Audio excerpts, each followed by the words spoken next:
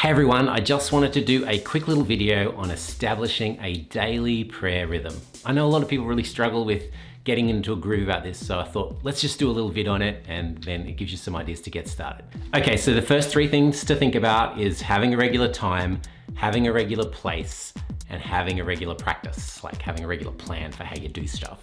So first of all, having a regular time. Like I like to say, win the morning and you'll win the day, but not everyone's a morning person, so you can do it at night, lunchtime, whatever it works for you. But I find that morning's super great because it gets you in the right headspace. But have a regular time, that's really important. Having a regular place is really important. So that could just be in your bedroom, it could be you walk to a local coffee shop to do this, it could be you break at lunchtime to do this in your local food hangout place, whatever. But have a regular place where this happens. Just really helps get your brain into the pattern mode of, oh yeah, I'm here, I'm in my regular place. Now I can just do my regular thing that I do in this regular place. And finally, have a regular practice or a regular plan. So things need to get shaken up every now and again because they get boring, but it's great to have a little getting started plan for how you run these times with God. So I'm gonna introduce you to one right now that's super easy to remember. Okay, so the model that we like to give people is P-R-A-Y. Can you remember that? P-R-A-Y. So pause is the first one. So just stop, breathe. We start praying by stopping praying.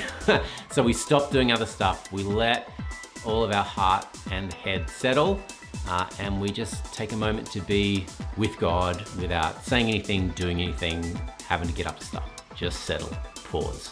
After we've done the pause thing, then the next one is R, read, reflect, rejoice. So read a little, like grab something from the scriptures, maybe grab a psalm, maybe grab something from the gospels. Less is more. So just grab a little bit that you can sit with, read on it, and then we reflect.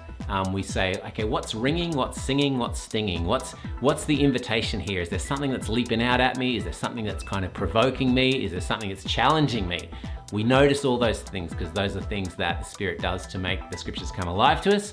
So that's our R, our read, our reflect, and I like to add rejoice there. So have a bit of a gratitude practice built into that space. Read, reflect, rejoice. Okay, the next one is A, ask. Jesus said to ask and it will be given you, seek and you'll find, knock and the door will be open. So asking is an important part of this, but remember, God knows all your needs. So the ask thing doesn't have to be epically long. You're not trying to convince him of anything. He's fully aware of the situation.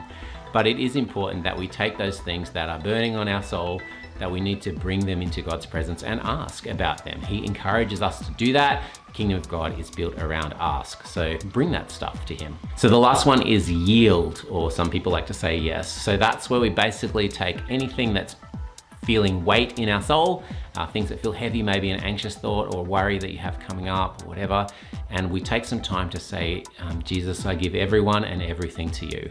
And we name some of the things that are going through our heart, like maybe we're really worried about a meeting or a test or a relationship or something that's coming up, and we say, Jesus, I give this to you. I give everyone and everything to you, and we lay it before him. So that's our basic prayer rhythm that we want to engage with every day. So we have a regular time, we have a regular place, we have a regular practice, and our regular practice is to pause, to read, reflect, rejoice, to ask, and to yield. It can just be as simple as that. So can I encourage you to build that practice into your life? It takes a little bit of practice. Everything's clunky at the beginning, so don't worry about that. It will be clunky, but it will quickly form into a really life-giving time for you. So I just encourage you to engage with that. So on the Rhythms website, we'll have a page that collects all these little tips into nice little, memorable things that you can grab.